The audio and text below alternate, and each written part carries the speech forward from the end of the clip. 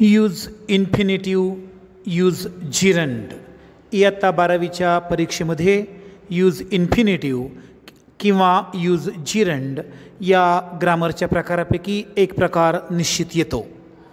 Infinitive करताना क्रियापदाला लागलेला ING प्रत्यय काढायचा आणि क्रियापदापूर्वी टू प्रत्यय लावायचा. जिरंड करताना क्रियापदापूर्वी आलेला टू प्रत्यय काढून टाकायचा आणि क्रियापदाला ING प्रत्यय लावायचा. दोनच नियम लक्षात ठेवा. इन्फिनिटिव्ह करताना क्रियापदापूर्वी आलेला ING प्रत्यय काढायचा आणि क्रियापदापूर्वी टू प्रत्यय लावायचा. जिरंड करताना क्रियापदापूर्वी आलेला टू प्रत्यय काढायचा आणि क्रियापदाला ING प्रत्यय लावायचा. वाक्य क्रमांक 1. To care, to share are great human values. Use gerund. या वाक्यात दोन्ही क्रियापदापूर्वी टू आलाय. To care, to share. उत्तर करताना टू प्रत्यय काढून टाकायचा, क्रियापदाला ING लावायचा. उत्तर होईल caring, sharing are great human values. वाक्य क्रमांक 2. Speaking is easier than acting. Use infinitive. दोन क्रियापदाला ING लागलेला दिसतोय. Speaking, acting. या दोन्ही क्रियापदाचा ING प्रत्यय काढायचा, क्रियापदाच्या पूर्वी टू प्रत्यय लावायचा.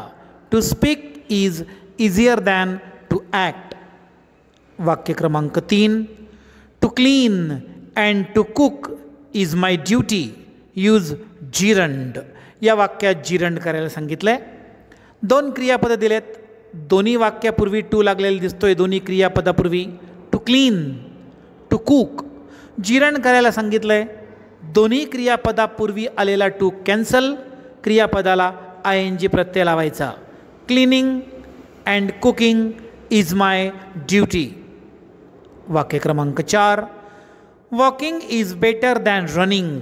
Use infinitive. इन्फिनिटिव्ह करायला सांगितलेलं आहे.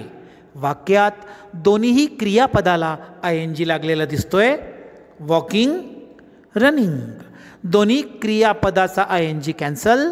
दोन्ही क्रियापदापूर्वी टू प्रत्यय लागेल. To walk is better than to run.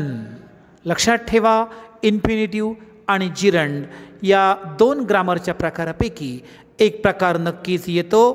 Infinitive करताना क्रियापदाला लागलेला ING प्रत्यय काढून टाकायचा, क्रियापदापूर्वी टू प्रत्यय लावायचा. जिरंड करताना क्रियापदापूर्वी आलेला टू प्रत्यय काढायचा आणि क्रियापदाला ING प्रत्यय लावायचा.